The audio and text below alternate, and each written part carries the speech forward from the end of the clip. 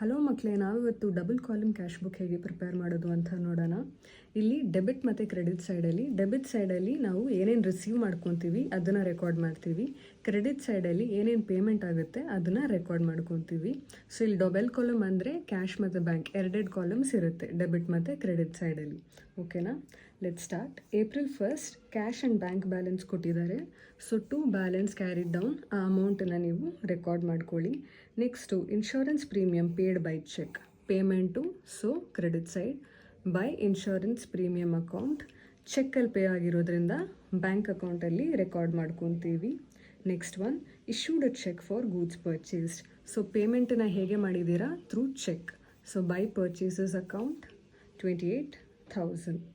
Next sold goods and received cheque from Kunal. Sales ಮಾಡಿರೋದ್ರಿಂದ ನಮಗೆ income ಬಂದಿದೆ. ಸೊ ಟು ಸೇಲ್ಸ್ ಅಮೌಂಟನ್ನು ರೆಕಾರ್ಡ್ ಮಾಡ್ಕೊಳ್ಳಿ. ಥ್ರೂ ಚೆಕ್ ಸಿಕ್ಕಿರೋದ್ರಿಂದ ಬ್ಯಾಂಕ್ ಕಾಲಮಲ್ಲಿ ರೆಕಾರ್ಡ್ ಮಾಡಿ 20,000. Sold goods to Manu and got the amount transfer to our bank account. So ಮನುಗೆ ಕೂಡ ಸೇಲ್ ಮಾಡಿದ್ದೀವಿ, ಟು ಸೇಲ್ಸ್. ಯಾವ ರೀತಿ ಸಿಕ್ಕಿದೆ? Bank account through. ಹಾಗಂದರೆ ಇದು ಬ್ಯಾಂಕ್ ಕಾಲಮಲ್ಲಿ ರೆಕಾರ್ಡ್ ಮಾಡಬೇಕು 36,000. Next cash withdrawn from bank for office use. ಇದು ಜರ್ನಲ್ ಎಂಟ್ರಿ ಹೇಗೆ ಬರುತ್ತಪ್ಪ ಅಂದರೆ cash account debtor 14,000 to bank account 14,000. ಈ ಜರ್ನಲ್ ಎಂಟ್ರಿಯಲ್ಲಿ ಕ್ಯಾಶ್ ಮತ್ತು ಬ್ಯಾಂಕ್ ಒಂದೇ ಜರ್ನಲ್ ಎಂಟ್ರಿಯಲ್ಲಿ ಕಾಣಿಸ್ಕೊಂಡಿದೆ ಅಲ್ವಾ? ಸೊ ಇಂಥ ಎಂಟ್ರೀಸ್ಗೆ ನಾವು ಕಾಂಟ್ರಾ ಎಂಟ್ರೀಸ್ ಅಂತ ಹೇಳ್ತೀವಿ. ಇದನ್ನು ಹೇಗೆ ರೆಕಾರ್ಡ್ ಮಾಡೋದು ಅಂತ ನೋಡೋಣ. ಸೊ ಇಲ್ಲಿ ಟು ಬ್ಯಾಂಕ್ ಅಕೌಂಟ್ 14,000 ಅಂತ ಹಾಕ್ಕೊಳ್ಳಿ. ಇಲ್ಲಿ ಸಿ ಅಂತ ಬರೀಬೇಕು. ಸಿ ಅಂದರೆ ಕಾಂಟ್ರಾ. ನೀವು ಇಲ್ಲಿ ಬ್ಯಾಂಕ್ ಅಂತ ಮೆನ್ಷನ್ ಮಾಡಿದರೆ ಕ್ಯಾಶ್ ಕಾಲಮಲ್ಲಿ ಅಮೌಂಟನ್ನು ಹಾಕಬೇಕು.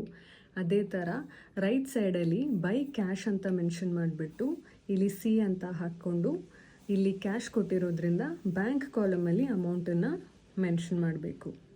Okay, next entry sold goods to Kumar and received cash. So to sales, sold goods to Kumar and received cash. So next entry, two sales 58,000 cash column alli record ಮಾಡಿ. Next one, Kumar's check deposited into the bank. ಅದಕ್ಕೆ journal entry ಹೇಗೆ ಬರುತ್ತೆ? Bank account debtor 58,000 to cash account 58,000. Again ಇದು contra entry. So contra ಎಂಟ್ರಿನ ನಾವು record ಮಾಡೋಣ. To cash account contra entry ಆಗಿರೋದ್ರಿಂದ C ಅಂತ ಹಾಕಿ, ಕ್ಯಾಶ್ ಇರೋದ್ರಿಂದ ಬ್ಯಾಂಕ್ ಕಾಲಮಲ್ಲಿ 58,000 ಅಂತ ಬರೀರಿ. ಅದೇ ಥರ ಬೈ ಬ್ಯಾಂಕ್ ಅಕೌಂಟ್ ಅಂತ ಹಾಕ್ಕೊಂಡು ಲೆಡ್ಜರ್ ಫೋಲಿಯೋ ಕಾಲಮಲ್ಲಿ ಕಾಂಟ್ರಾ ಅಂತ ಮೆನ್ಷನ್ ಮಾಡಿ, ಬೈ ಬ್ಯಾಂಕ್ ಇರೋದ್ರಿಂದ ಕ್ಯಾಶ್ ಕಾಲಮಲ್ಲಿ 58,000 ಅಂತ ರೆಕಾರ್ಡ್ ಮಾಡಿ. So last one, paid to Anand by cheque in full settlement of his account. So April 30th ಆನಂದ್ಗೆ ಪೇಮೆಂಟ್ ಆಗಿದೆ. So by Anand account. So ಹೇಗೆ ಪೇ ಆಗಿರೋದು? ಚೆಕ್. ಅದರಿಂದ ಬ್ಯಾಂಕ್ ಕಾಲಮಲ್ಲಿ ಅಮೌಂಟನ್ನು ಮೆನ್ಷನ್ ಮಾಡಿ. ಸೊ ಡೆಬಿಟ್ ಮತ್ತು ಕ್ರೆಡಿಟ್ ಸೈಡಲ್ಲಿ ನೋಡಿ ಎಲ್ಲಿ ಅಮೌಂಟ್ ಜಾಸ್ತಿ ಇದೆ ಅಂತ. ಇಲ್ಲಿ ಡೆಬಿಟ್ ಸೈಡ್ ಜಾಸ್ತಿ ಇದೆ. ಸೊ ಇಲ್ಲಿ ಟೋಟಲ್ 1,12,000, 3,44,000. ಅದನ್ನೇ ರೈಟ್ ಸೈಡಿಗೆ ತೊಗೊಂಬನ್ನಿ. 1,12,000, 3,44,000. ಈ ಅಮೌಂಟಿಂದ ಇದನ್ನು ಡಿಡಕ್ಟ್ ಮಾಡಿ ನಿಮಗೆ 54,000 ಸಿಗುತ್ತೆ.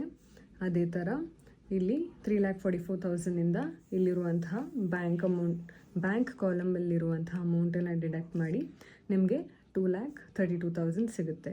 ಸೊ ಇಲ್ಲಿ ಮಂತಿನ ಲಾಸ್ಟ್ ಡೇಟನ್ನು ನೀವು ಮೆನ್ಷನ್ ಮಾಡಬೇಕು, April 30th. By balance carried down. So by balance carried down ಅಂತ ಬರ್ಕೊಂಡ್ಮೇಲೆ next day that is May 1st to balance brought down. ಇದನ್ನು ಈ ಕಡೆ ಟ್ರಾನ್ಸ್ಫರ್ ಮಾಡ್ಕೊಳ್ಳಿ. 54,000, 2,32,000. Thank you.